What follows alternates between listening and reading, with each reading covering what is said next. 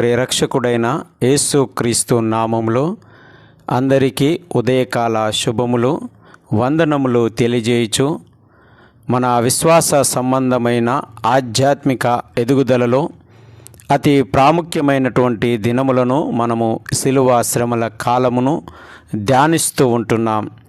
ఇట్టి దినములలో మన విశ్వాసమును పునరుద్ధరించగలిగిన మేల్కొల్పగలిగిన అనుదిన వాగ్దానములను ఈరోజు వాగ్దానం ద్వారా మీతో కలిసి ధ్యానించుటకు ఈ వాక్య భాగములోనికి మిమ్ములను ప్రేమపూర్వకంగా ఆహ్వానిస్తూ ఉంటున్నాను. ఈ ఛానల్ ద్వారా దైవ సందేశము అందించబడుటలో ఎంతో సంతోషిస్తూ ఉంటున్నాను. మీ అందరితో ఒక మనవి, ఈ విధముగా మనల్ని మేల్కొల్పుతున్నటువంటి వాక్య భాగంలో ఆలోచింప చేయించున్నటువంటి వాక్య భాగంలో మనలో ఇంకా అనేకులను ఆలోచింప చేయగలుగునాగున మీరును ఈ వాక్య భాగములో అందించుటలో సహాయము చేయవలసిందిగా, అనేకులకు షేర్ చేసి సబ్స్క్రైబ్ చేసుకోవాల్సిందిగా చెప్పవలసిందిగా ప్రేమపూర్వకంగా జ్ఞాపకం చేస్తూ ఉంటున్నాను.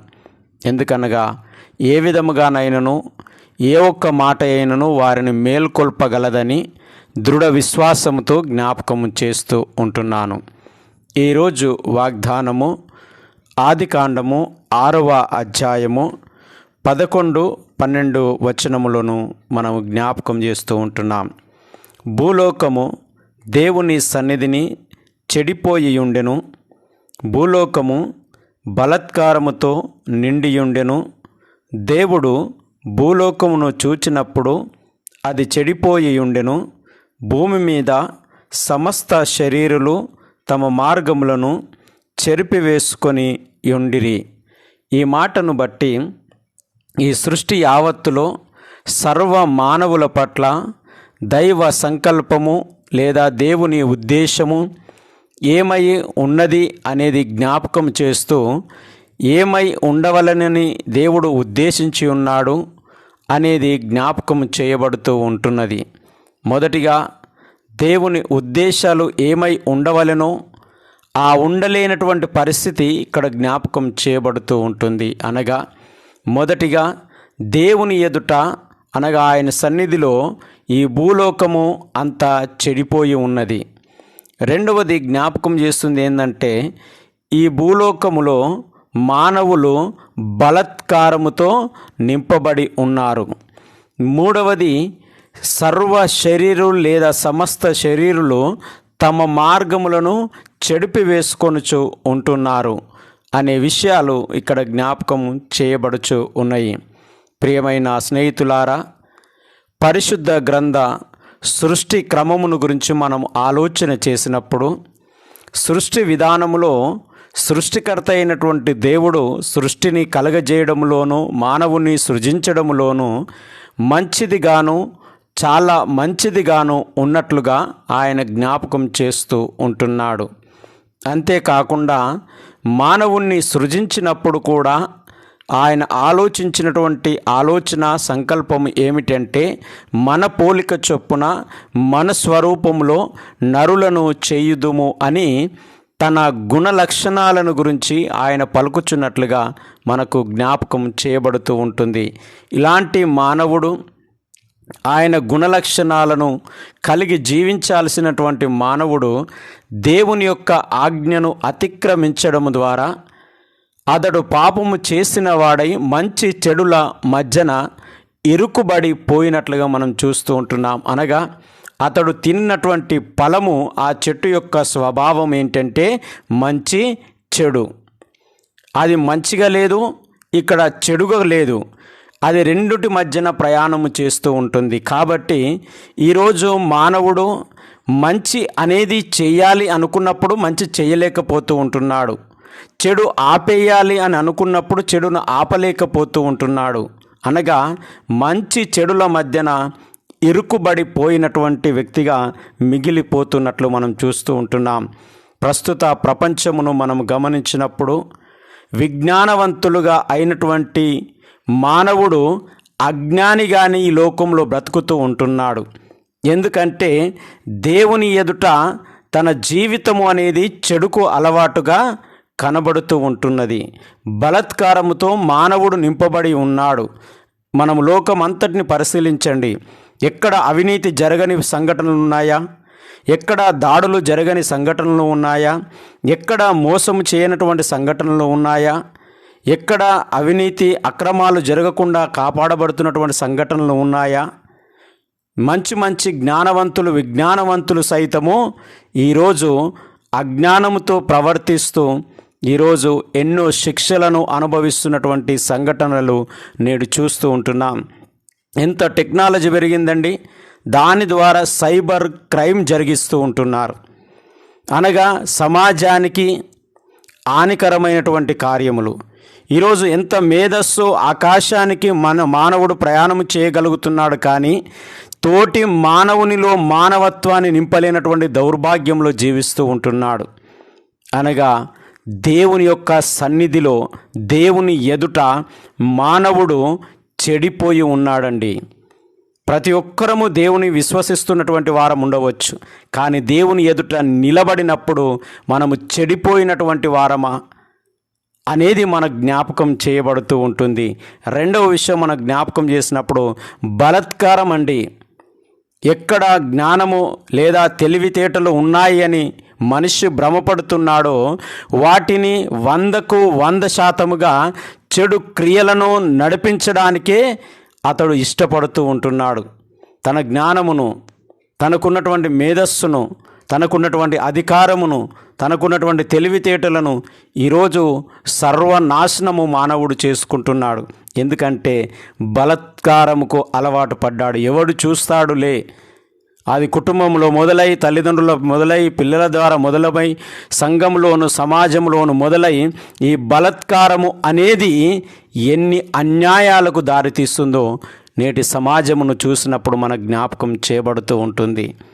ఈ విధముగా సమస్త శరీరులు తమ మార్గములను చెడిపివేసుకుంటూ ఉన్నారు. తమ యొక్క జీవితాలను నాశనం చేసుకుంటూ ఉంటున్నారు.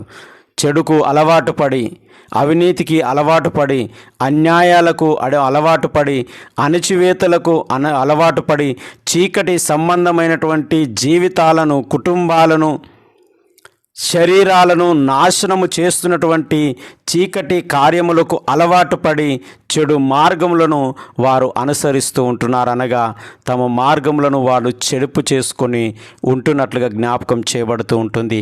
ఈరోజు వాగ్దానం కూడా జ్ఞాపకం చేస్తుంది ఏంటంటే 2 సమాజాలు ఈ లోకంలో ప్రయాణం చేస్తూ ఉంటున్నాయి. ఈ సృష్టి క్రమమును మనం గమనించినప్పుడు, ఒకటి కయీను సంతానము, రెండవది షేతు సంతానము.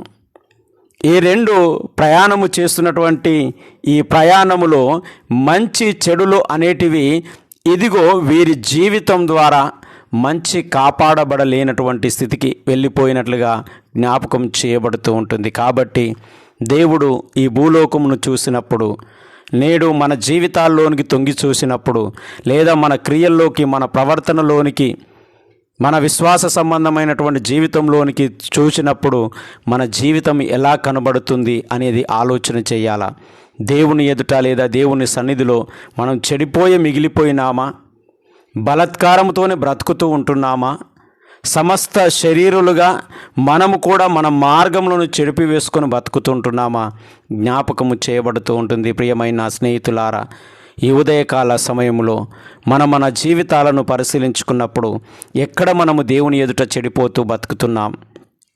ఎక్కడ మనము బలాత్కారముతో, అన్యాయాలకు, మోసంకు, అబద్ధ సాక్ష్యాలకు, ఇతరుల జీవితాలను పాడు చేసేటటువంటి వ్యక్తులుగా మిగిలిపోతూ ఉంటున్నాం? ప్రతి మానవునిలో మంచి చెడు అనేది తెలుసు. ఏది మంచి ఏది చెడు అని తెలియనటువంటి మానవుడు ఎవరు లేరండి. ప్రతి ఒక్కరూ మంచి చెడులను ఎరిగినటువంటి వారే. కానీ మంచిని చేయలేకపోవడానికి మన బలహీనత ఏమిటి? మన అజ్ఞానము ఏమిటి? మన చీకటి బ్రతుకు ఏమిటి? మన అంధకార జీవితం ఏంటి అని పరిశీలన చేసుకునే అవసరం ఎంతైనా ఉంది. ఈరోజు శిలువ శ్రమలను ధ్యానిస్తున్నటువంటి మనము యేసుక్రీస్తు ప్రభుల వారు ఈ భూలోకాన్ని చూసినప్పుడు ఈ విధంగా కనబడుతూ ఉంటుంది. సర్వ శరీరులు తమ మార్గాలను చెడిపివేసుకుంటున్నారు. చెడిపివేయబడినటువంటి మార్గంలోనికి ఆయన తననే తాను కలగజేసుకొని ఆయన నేనే మార్గమును అనేటటువంటి మార్గమును ఆయన చూపించి ఉన్నాడు. నా ద్వారానే తప్ప తండ్రి యొద్దకు ఎవడూ వెళ్ళలేడు అనేటటువంటి సందేశాన్ని ఇస్తూ ఉంటున్నాడు. అందుకే నేనుండు స్థలంలో మీరు ఉండులాగున నేను స్థలము సిద్ధపరచ వెళ్ళుచు ఉన్నాను. అక్కడ చెడిపోయిన బ్రతుకులు ఉండవండి, బలాత్కారపు జీవితాలు ఉండయండి, తమ తమ శరీరాలను పాడు చేసుకునేటటువంటి అవకాశం ఉండదండి అనేది జ్ఞాపకం చేయబడుతూ ఉంటుంది. ఈరోజు సర్వ మానవుల పట్ల దైవ సంకల్పం ఏమిటి అంటే సర్వ శరీరులు తమ జీవితాలను చెడుపు చేసుకోలేనటువంటి స్థితిలో ఎదగాలి, బలాత్కారంకు దూరముగా ఉండగలగాలి, సమస్త శరీరులు తమ మార్గములను క్రమపరుచుకోవాలని ఆయన ఉద్దేశిస్తూ ఉంటున్నాడు. దేవుడి మాటలు దీవించి ఆశీర్వదించునుగాక. పరిశుద్ధుడా, ప్రేమగల తండ్రి, మహోన్నతుడా, నిజమే ప్రభువా, మా జీవితాలను పరిశీలించుకున్నప్పుడు ఇదిగో నీ ఎదుట మేము చెడిపోయినటువంటి వారముగా కనబడుతూ ఉంటున్నాం. ఈ లోకంలో జీవిస్తూ ఉంటున్నాము సమయంలో ఎంతో బలాత్కారముతో ఎన్నో జీవితాలను, కుటుంబాలను, వ్యవస్థలను నాశనము చేస్తున్నటువంటి వారిగానే మిగిలిపోతూ ఉంటున్నాం. నిజమే ప్రభువా, మా మార్గములను సరిచేసుకోలేక చెడునే అనుసరిస్తూ మా జీవితాలను చెడుపు చేసుకుంటున్నటువంటి వారిగా మిగిలిపోతున్నామేమో. మాకు జ్ఞాపకం చేస్తుంటున్నారు, మీకు వందనాలు చెల్లిస్తుంటున్నాం. ప్రత్యేకంగా వీటన్నిటిని తొలగించుకొని మమ్మల్ని మేము క్రమపరుచుకొని నీకు మహిమకరంగాను ఈ సృష్టి యావత్తులో అనేకులకు ఇరుగు పొరుగు వారికి క్షేమకరంగాను ప్రయోజనకరంగాను మాదిరికరంగాను మలుచుమని ప్రార్థిస్తూ ఉంటున్నాం. దయకాల సమయంలో కన్నీళ్లతో ఉన్నటువంటి బిడ్డలను, ఆర్థిక ఇబ్బందులతో, కుటుంబ సమస్యలతో, శాంతి సమాధానములు కోల్పోయి బ్రతుకుతున్నటువంటి జీవితాలలో నీ కృప, నీ నడిపింపును దయచేసి శాంతి సమాధాన సంతోష ఆనందములు ఆరోగ్యమును ఆశీర్వాదములతో నింపుమని ప్రార్థిస్తూ ఉంటున్నాం.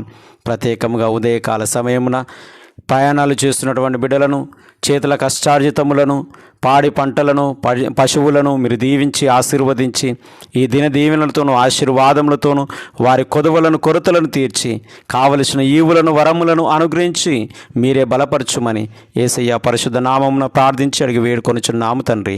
త్రియక దేవుని యొక్క దీవెన, ఆయన నిత్య సమాధానము మనందరికీ తోడుని దీవించి ఆశీర్వదించునుగాక. ఆమేన్.